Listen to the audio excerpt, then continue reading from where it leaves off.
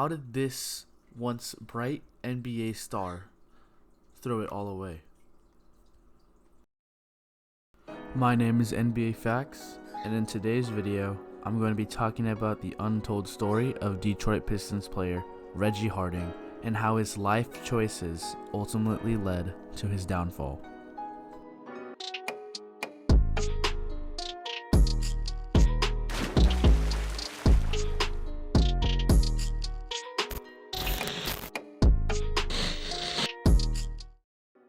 Reggie Harding was born on May 4th, 1942 in Detroit, Michigan. In high school, Harding was a superstar center for Detroit Eastern High School, and due to his success on the basketball court, his involvement in the city's street culture was overlooked. It was also during this time that Harding was involved in selling and using hard drugs and even allegedly raping singer Florence Ballard of the Supremes, who also attended his high school.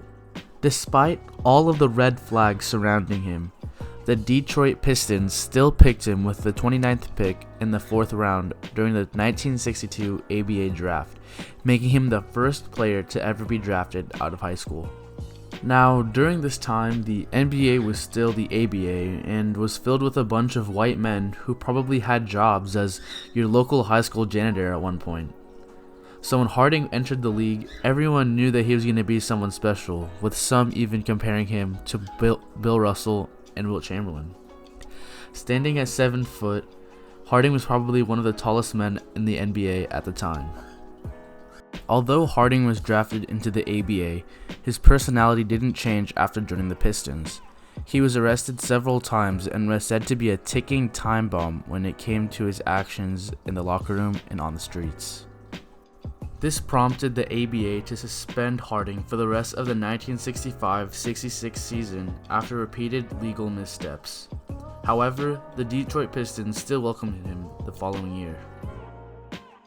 Harding was a very consistent player. He could easily average a double-double a game and even outperformed NBA legend Bill Russell in an unlikely victory over the Boston Celtics. Keep in mind, this was during the same time when the Boston Celtics won an incredible 8 straight championships in a row. So, a no-name player like Reggie Harding outplaying NBA legend Bill Russell was something that surprised almost everyone. Eventually, the Detroit Pistons grew tired of Reggie's antics, eventually cutting him from the team and trading him to the Chicago Bulls, in which he only played 14 games, after the Bulls cut him from the team. Harding finally got his last ABA opportunity when he joined the Indiana Pacers in the 1967-1968 ABA season. The Pacers brought him in because their normal starting center, George Peoples, was suffering an illness which sidelined him for quite some time. Harding asked for $15,000 to finish the season, which is about $116,000 in today's currency. They offered him $10,000.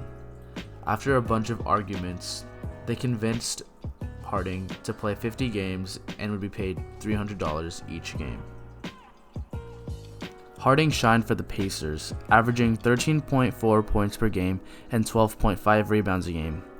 However, behind the scenes, Harding caused a number of problems for the Indiana Pacers. Harding ignored all team rules and protocol, between missing team practices and flights to suspensions, and to even threatening teammate Jimmy Rail and general manager Mike Storin with a gun. It wasn't until Harding threatened to shoot Storin during a live TV interview that the Pacers finally released him. Yeah, he threatened to kill his own general manager on live TV. Now that's like Gilbert Arenas on crack. Harding ended his last 2 ABA games of the season, averaging a whopping 26.5 points per game. He would never play another game of professional basketball again. With no skills, Harding eventually returned to petty larceny.